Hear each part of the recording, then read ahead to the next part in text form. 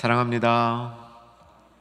오늘도 있는 자리에서 주 앞에 나오신 주의 성도님들, 충현의 가족들 환영합니다. 오늘 특별히 찬양은 은혜스러웠던 찬양인 것 같습니다. 어느 지방말인지 모르는데 은혜스러운 찬양이었습니다.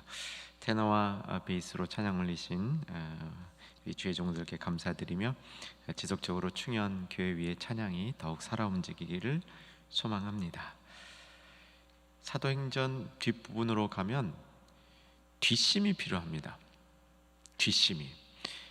우리 충현의 가족들이 이 뒷심을 놓치지 않기를 기대하면서 끝까지 이 사도행전의 세계를 꼭 붙들고, 보통 이제 앞부분, 중간 부분 이제 전도 여행할 때까지는 에베소까지는 잘 되는데, 그다음 이제 이 예루살렘에 올라간 뒷 이야기들은 정돈이 잘 안 되는 경우가 왕왕 있습니다.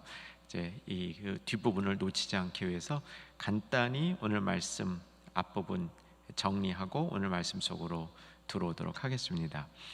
예루살렘에 도착한 바울은 붙들리게 되고, 그 이후에 크게 세 번의 변론을 할 수 있는, 즉 설교를 할 수 있는 기회를 얻게 되는데, 대상들이 각각 다릅니다. 첫 번째는 예루살렘에 있었던 유대인들, 그러니까 바울을 반대하는 유대인들에게 설교할 기회가 주어졌습니다. 여러분 같으면 어떻게 말씀을 전할 구상을 해보시겠습니까? 두 번째는 벨릭스라는 로마 총독 앞에서 자신을 변호할 수 있는 기회가 생깁니다. 완전히 이번에는 로마 사람입니다. 헬라 사람이라고도 얘기할 수 있는 거죠. 이방인이라 얘기할 수도 있겠습니다. 그런 로마 총독 벨릭스 앞에서 설교할 기회가 생겼습니다. 어떻게 설교를 해보시겠습니까? 세 번째는 오늘 본문이 이제 들어있는 곳인데, 아그리빠 왕 앞에서 설교합니다. 아그리빠가 누굽니까? 반쪽 유대인이죠.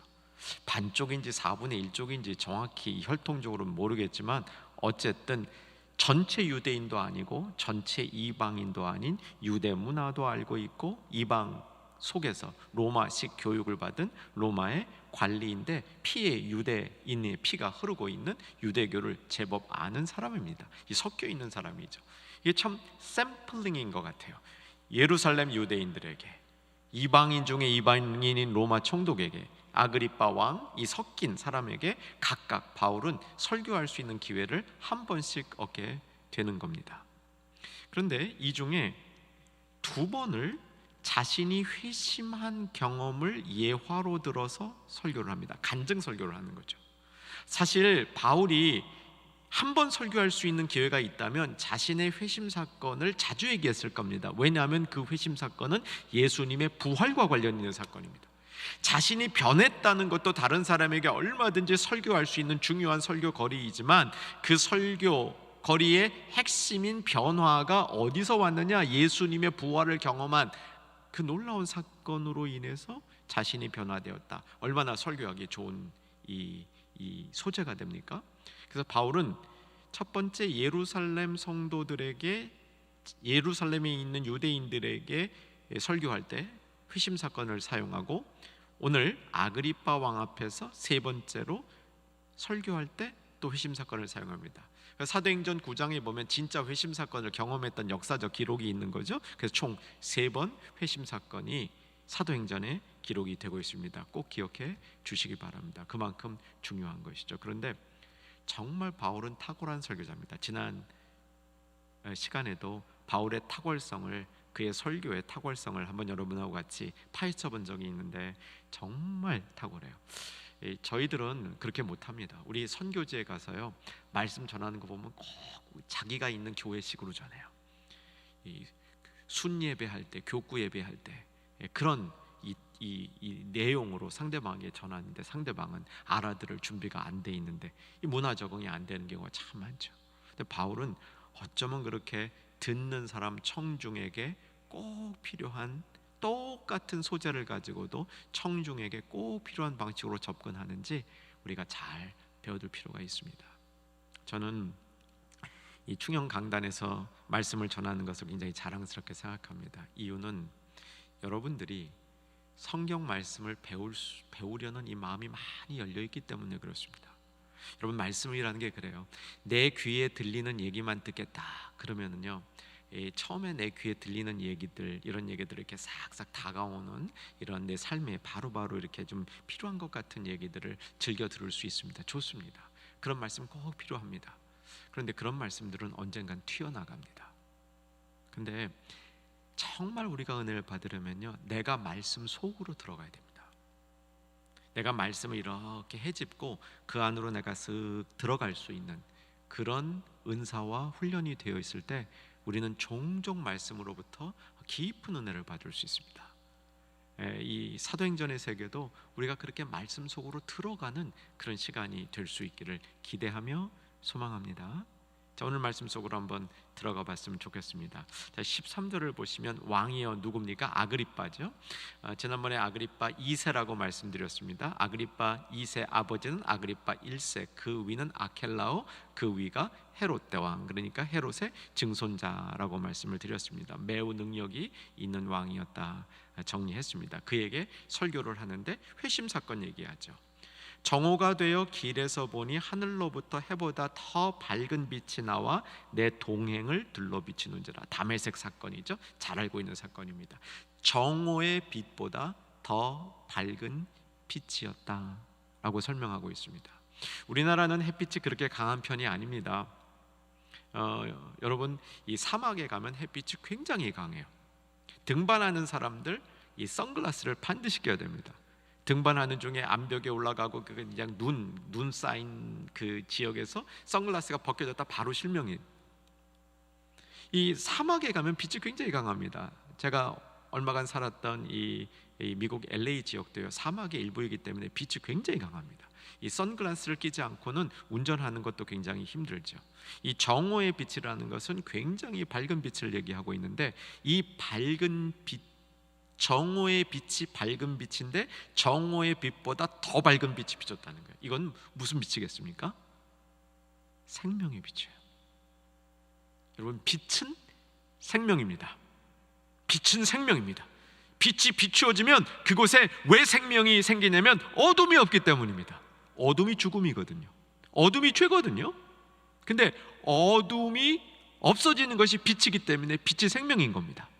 정오의 빛보다 더 밝은 빛이 비추었다는 것은 이제 바울에게 생명이 찾아왔다는 것을 암시하는 거죠. 우리는 이 사건을 잘 알고 있습니다. 그런데 세 번째 기록되는 오늘 본문의 기록은 우리가 여태까지 알고 있었던 9장과 22장에서 얘기한 것과 상당히 다른 강조점을 갖고 있습니다. 우리가 그동안 몰랐던 정보를 많이 제공해주고 있습니다. 그러니까 바울이 예루살렘 사람들에게, 같은 유대인들에게 얘기할 때는 기억하실 거예요. 아나니아를 굉장히 강조했습니다. 내가 아나니아 덕분에 눈을 떴다. 이 아나니아가 누구냐? 너희들이 존경하는 유대인이다. 그러므로 나는 율법이나 유대교를 떠나지 않았다. 이런 얘기를 굉장히 강조합니다. 근데 아그리빠한테 그런 얘기할 필요가 뭐가 있어요? 아그리빠는 아나니아가 누군지도 모를 가능성이 있는데 그런 얘기 안 해요.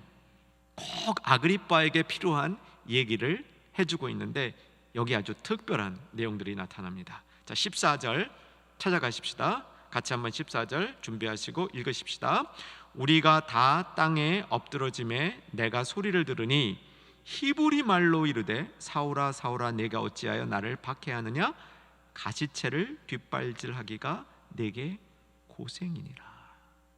저기 음성이 하늘에서 들렸죠? 이건 이제 바울이 늘 얘기했던 얘기예요. 하늘에서 음성이 들린 거 우리가 다 알고 있고요. 그 음성의 얘기가 사울아 사울아 네가 왜 나를 박해하느냐, 이 얘기는 보통 성도님들이면 알고 있는 내용들입니다.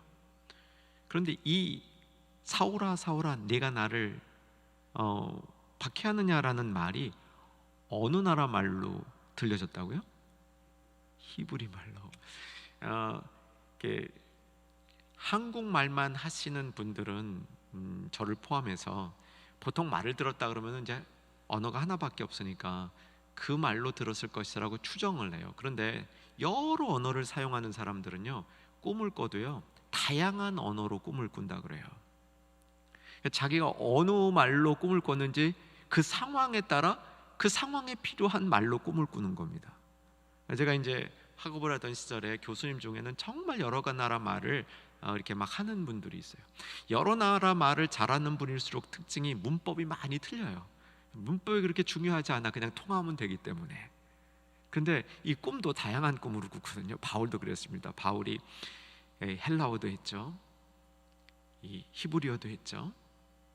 이 부분적으로 라틴어도 했고요. 아람어도 했고요. 여러 말들을 한 거예요. 근데 이 말은 히브리어로 하늘에서 있었다라고 알려주고 있습니다. 왜 히브리어란 말을 썼을까?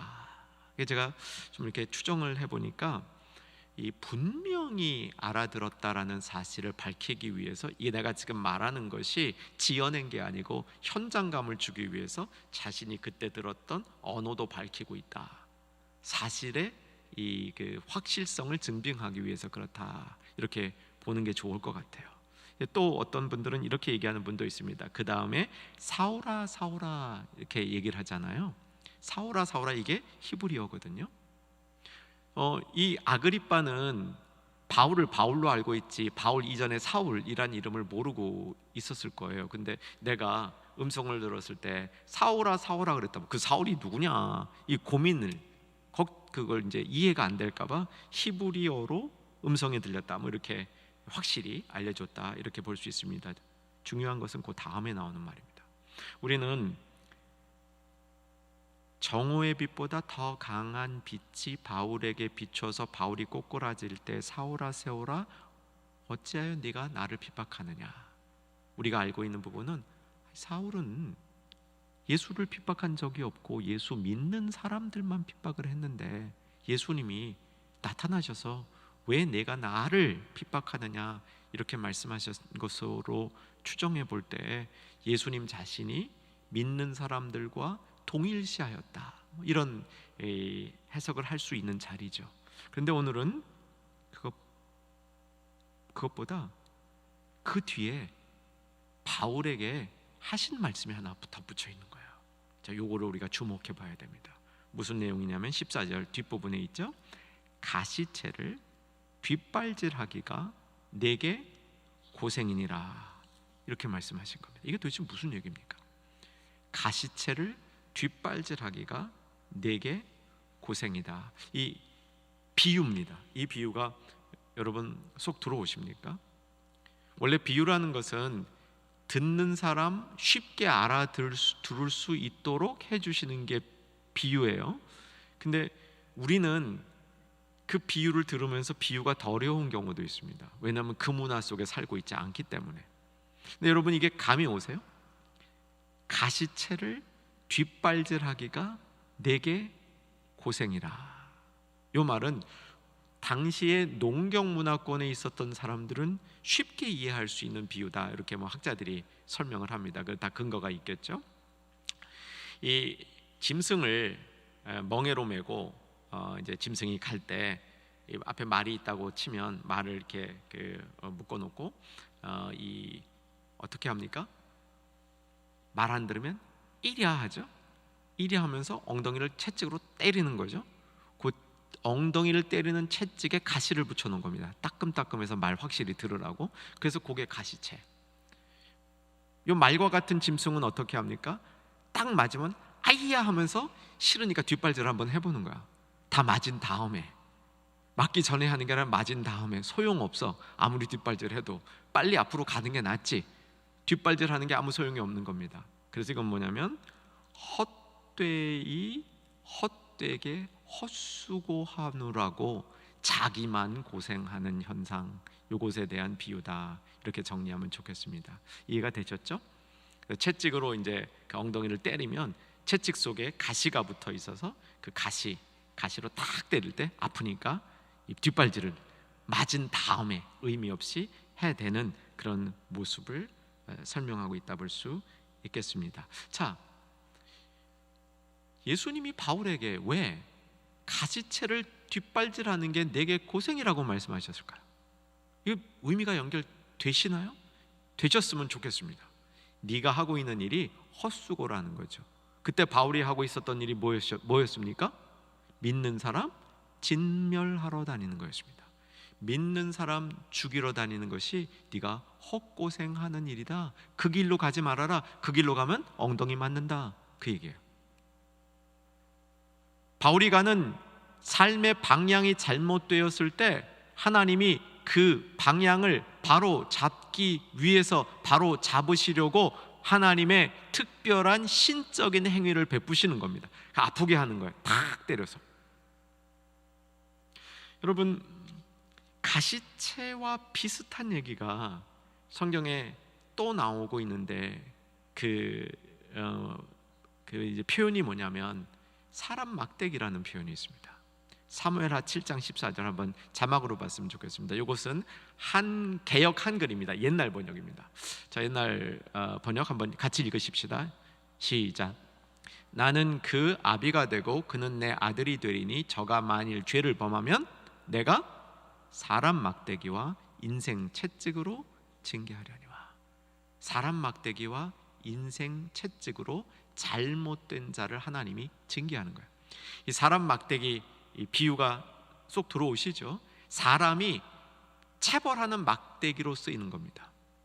가시채와 사람 막대기는 비슷한 역할을 하고 있는 거죠. 잘못된 사람을 깨우쳐 주기 위한 하나님의 도구인데 맞을 때 아픕니다. 여러분, 사람 막대기에 맞아본 경험이 있으십니까? 있으실 줄로 합니다. 사람 막대기에 맞을 때 우리가 주의할 점이 있어요. 사람 막대기의 특징은 그 사람이 내가 그렇게 존중할 수 있는 사람이 아닙니다. 내가 존경하는 사람이 때리는 막대기는 이게 사람 막대기가 아니에요. 그냥 좋은 교훈이죠. 좋은 가르침입니다. 하나님이 사람 막대기를 쓰실 때 특징은 그 사람 막대기의 사람이 그렇게 훌륭한 사람이 아닙니다. 그래서 맞을 때 아파요. 하나님은 나를 교훈하시려는 목적이 있는데 그 교훈하시려는 목적으로 사용되는 사람 막대기가 좀 아파요. 왜냐하면 그 사람이 내가 좋아하는 사람이 아니기 때문에, 내가 존경할 수 있는 사람이 아니기 때문에 그 사람에게 맞는다는 게 속상한 겁니다. 가시채도 마찬가지인 겁니다. 따끔따끔해요, 맞을 때마다. 그 가시채 싫어요. 저 가시에 그 가시라도 좀 빼버리지. 그런 마음이 들 수 있습니다. 그런데 가시채를 받아들이는 방법과 사람 막대기를 받아들이는 방법이 똑같습니다. 뭐냐면 막대기를 쥐고 계신 분을 봐야 됩니다. 가시채를 쥐고 있는 분이 누군지를 보셔야 합니다. 그분이 하나님일 때, 그분이 나를 사랑하시고 나를 교훈하시고 이끄시는 그분이실 때, 그때 가시채는 나를 위한 교훈이 될 수 있습니다. 사람 막대기도 나를 고통을 주는 도구가 아니라 나를 바르게 이끄는 도구가 될 수 있는 겁니다. 여러분, 가시채 여러 가지 교훈을 오늘 나눌 텐데, 첫 번째 교훈, 가시채 교훈은 나의 인생, 내가 헛수고하고 있는 것을 따끔하게 때려주는 겁니다. 그 가시채를 이기는 방법은 가시채를 붙들고 계신 그분의 사랑을 볼 수 있을 때 가시채를 이길 수 있다는 겁니다. 근데 바울이 자기 인생이 정말 가시채를 맞을 만한 인생이었습니다.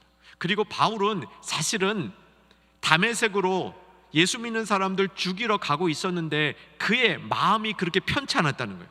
이게 가시채를 뒷발질하는 헛고생하는 인생의 특징입니다.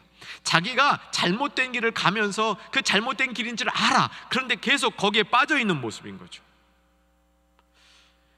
바울은 예수님께서 부활하신 이후에 그에게 찾아와서 사울아 사울아 네가 왜 나를 핍박하느냐, 가시채를 뒷발질하기 참 고생이구나 라고 말씀하셨을 때 이게 바울에게는 큰 충격이었습니다. 첫째, 예수님이 자기의 이름을 알고 있는 것. 둘째, 예수님이 자기의 속마음을 그대로 알고 있는 것.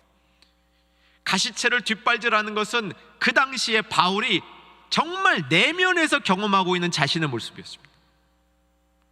여러분, 혹시 오늘 이 저녁에 지금 내 삶이, 내가 고생하고 있는 것이 가시채 뒷발질하는 것이 아니기를 소망합니다.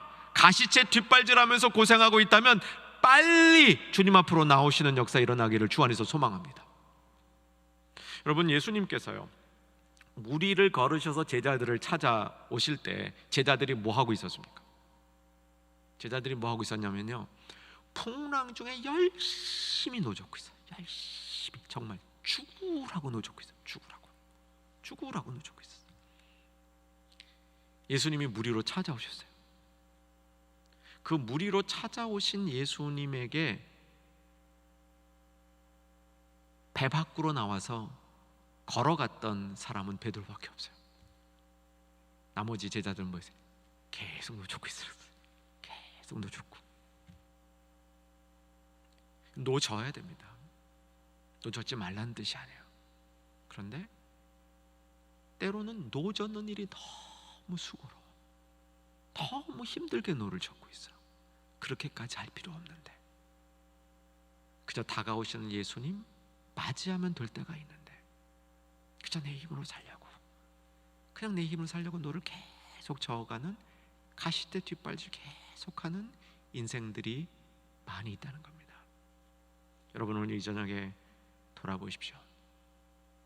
내 삶이 힘든 것이 가시채를 뒷발질하고 있다면 가야 하지 않을 곳으로 가기 위해서 나의 욕심 때문에, 나의 생각 때문에, 자아 때문에 가시채를 뒷발질하고 있다면 이 시간 가시채를 붙들고 있는 주님을 보시면서 우리의 수고를 더시는 복된 저녁 될 수 있기를 주 안에서 소망합니다.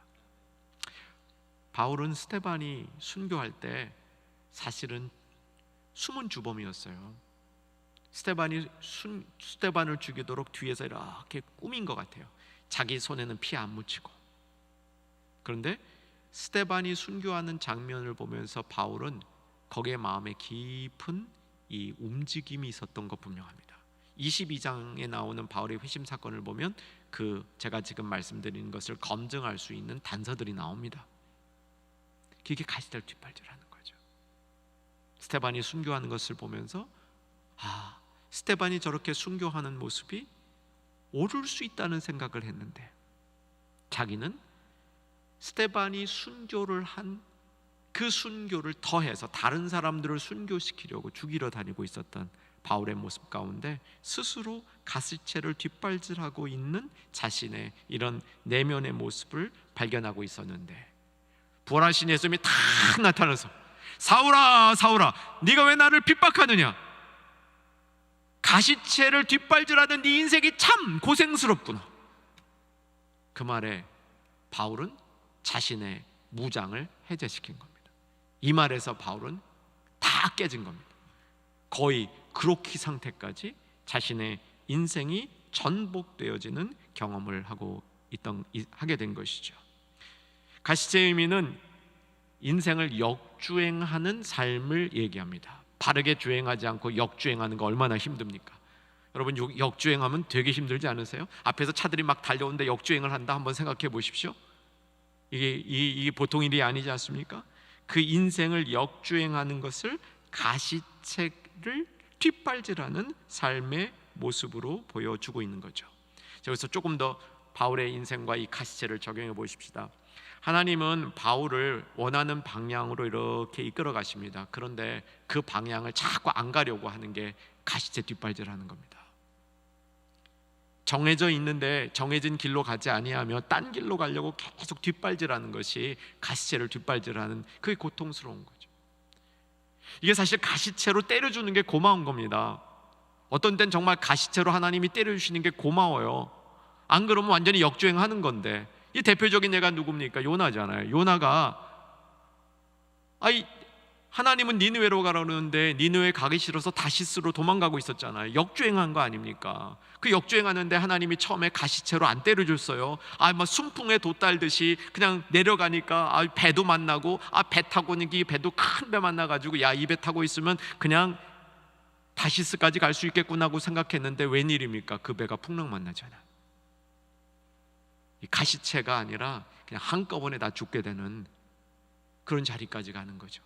때로는 가시채로 때려주시는 게 고마울 수도 있습니다. 문제는 빨리 돌아서야 되는 거죠.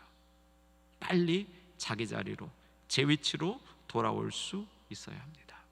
이스라엘 백성이 광야에서 40년을 보냈습니다. 열흘이면 가는 길이라고 되어 있지 않습니까? 40년을 보냈습니다. 그 40년 길이 뭐겠습니까? 카시체 뒷발질하는 거죠.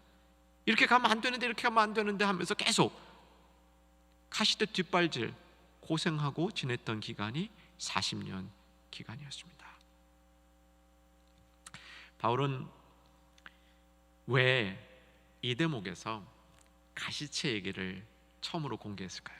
22장에서 예루살렘 사람들에게는, 예루살렘 유대인들에게는 가시체 얘기 안 하다가 왜 아그리빠에게 그리고 베스도 총독에게 설교할 때 가시체 얘기를 처음 했을까요? 저는 이렇게 결론을 내려봅니다. 바울이 자신이 경험했던 가시체를 지금 아그리빠 왕, 베스도 총독, 너네도 가시대 뒷발질하는 인생 고생스럽게 살고 있는지 돌아봐라. 내 보기엔 그렇다, 이 얘기예요.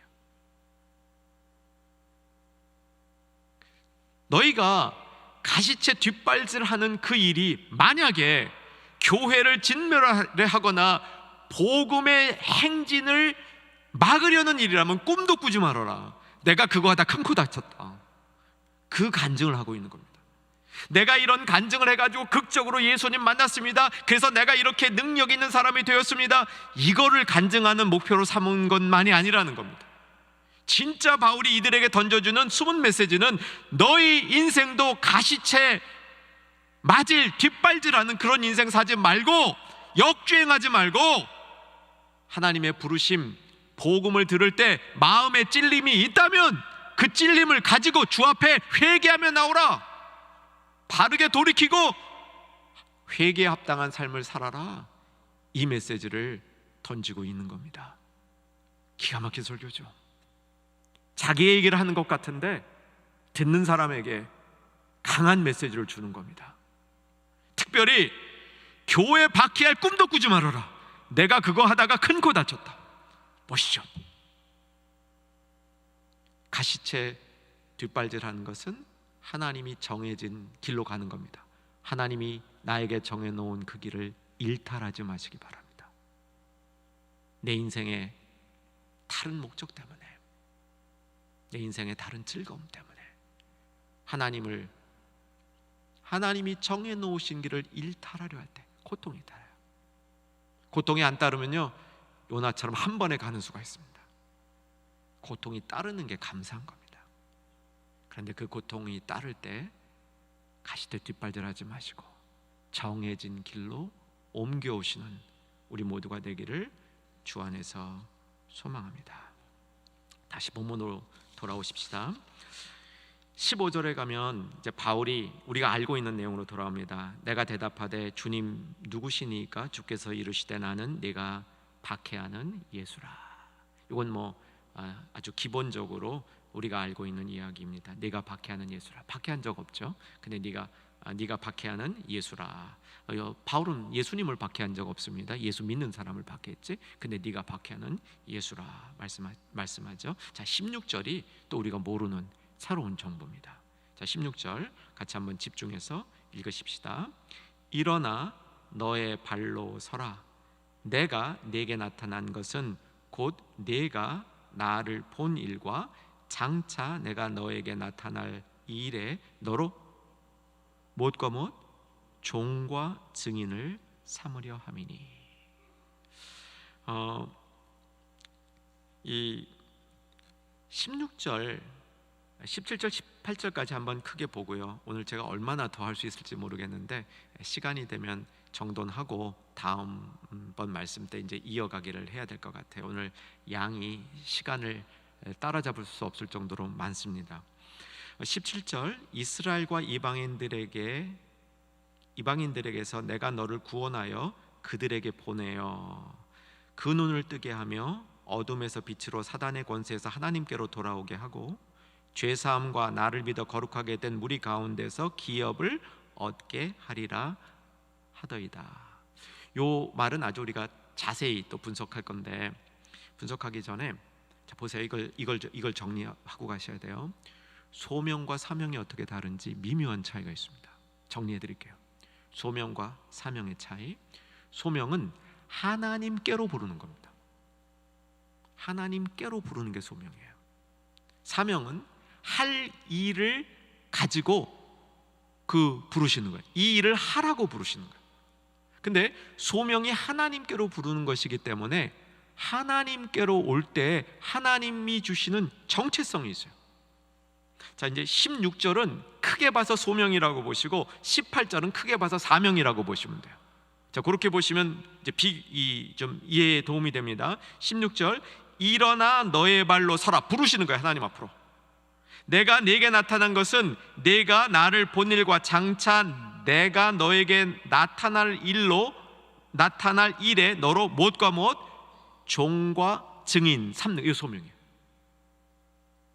18절에 가면 구체적으로 무슨 일을 할 건지가 나타나요. 그건 사명이에요. 정리되셨죠? 자, 이제 바울을 부르시는 겁니다. 나타나셔서 바울을 부르시는 겁니다. 일어나 서라, 일어나 서라라고 부르시는 거야. 근데 그 중간에 너의 발로 서라 이렇게 얘기하는 겁니다.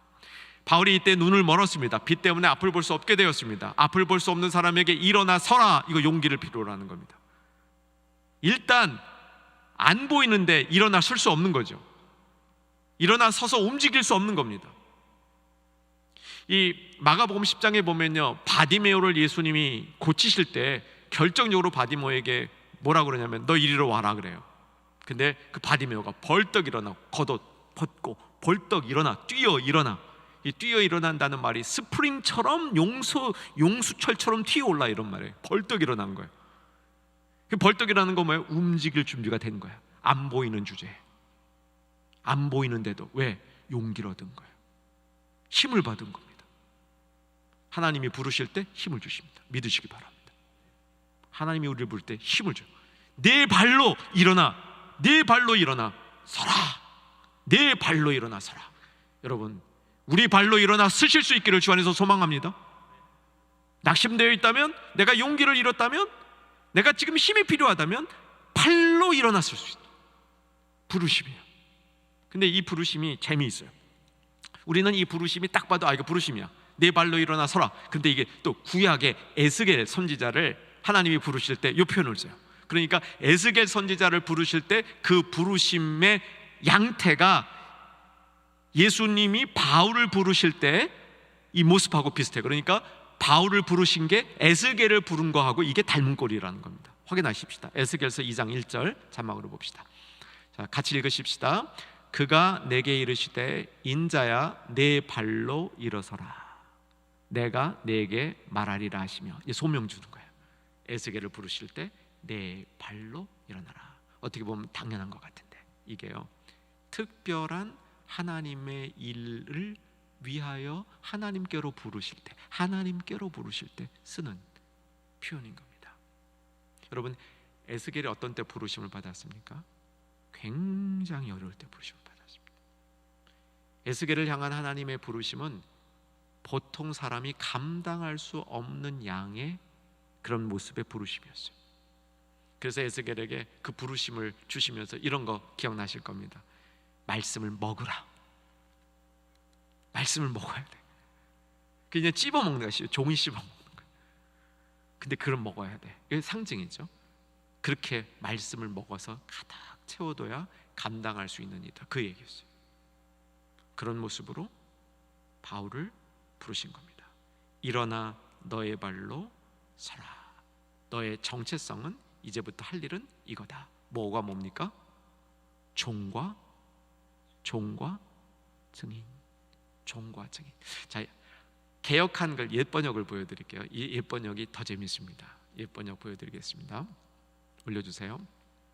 일어나 내 발로 서라. 내가 내게 나타난 것은 곧 내가 나를 본 일과 장차 내가 내게 나타날 일에 너로 사환과 증인.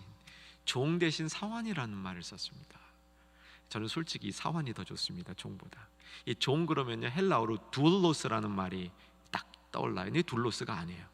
여기서 나오는 이 지금 사도행전 26장에 나오는 이 종은 둘로스가 아닙니다. 이 말은 뭐냐면요, 수종자란 뜻이에요. 수종자. 일꾼이라고 번역해도 돼요. 일꾼. 우리 충영교회 일꾼이란 말이 있죠. 근데 우리 일꾼이란 말 속에 아마 이 일꾼이라는 분이 우리 충영교회에서 만들어질 때 이 개념이 있는지 없는지 정확히 잘 모르겠습니다. 그런데 누가복음 1장 2절 보십시다. 자막으로 봅니다. 누가복음 1장 2절, 처음부터 목격자와 말씀의 일꾼. 요 일꾼이 그 일꾼이에요. 요거는 섬긴다 개념의 일꾼이 아니에요. 요 일꾼은 수종든다 하는 개념의 일꾼이에요. 이거 비슷한 얘기지만 좀 뜻이 달라요. 이 수종든다는 것은 supply, 뭔가 필요한 걸 제공해 주는 사람입니다. 마가가 바울과 바나바를 따라갈 때, 바울과 바나바는 선교사였고 마가는 뭐였냐면 요 수행원이었어요. 수행원, 수종드는 자였어요. 요게 일꾼이에요. 똑같은 말입니다. 성경에 몇 번 안 나와요. 여기 누가복음 1장 2절에 나오고 여기에 나오고 마가 때 나오고 아마 딱 3번일 것 같아요. 제 기억이 맞다면. 요 일꾼으로 바꾸시는 거죠. 사환 참 좋습니다. 사환으로. 그러니까 너는 다른 사람에게 뭔가 막 제공해주는, 막 갖다가 이렇게 필요한 거 제공해주는 그 사람으로 불렀다는 거예요. 그런데 이게 그 뜻인데 뭐가 아까 좀 전에 봤던 누가복음 1장 2절과 연결이 되어 있는 겁니다. 처음부터 말씀의 목격자 되고 일꾼 된 자들이 너에게 전해준 대로 그것이 네 안에서 이루어지는 것을 보았기 때문에 누가가 복음서를 썼다 이 얘기예요. 처음에 목격자 되고 일꾼 된 자들이 전해줬어야 되는 겁니다. 자, 이게 뭐 얘기예요? 바울이 목격자 되는 거예요. 부활하신 예수님 만났잖아요. 부활하신 예수님 만났잖아요. 그래서 사환과 일꾼, 사환과 증인으로 불러주신 겁니다. 일꾼과 증인으로 불러주신 겁니다. 자, 이제 여기까지만 정리하십시다. 우리의 삶도 바울처럼 사원과 증인으로 주님이 불러주시기를 소망합니다. 그 일을 할 수 있도록 주님이 알려주시고 주님이 이끌어주시고 주님이 불러주시기를 소망합니다. 그래서 다시 서십시다. 우리 발로 일어나서 서서 주님이 부르신 그 일을 분명히 행하는, 그래서 일꾼이요 증인되는 그런 우리들이 될 수 있기를 소망합니다. 우리 남은 삶이 얼마나 길든지 간에 이 소명 붙들고 다시 한번 일어서 서는 충현의 가족들 되기를 주 안에서 소망합니다.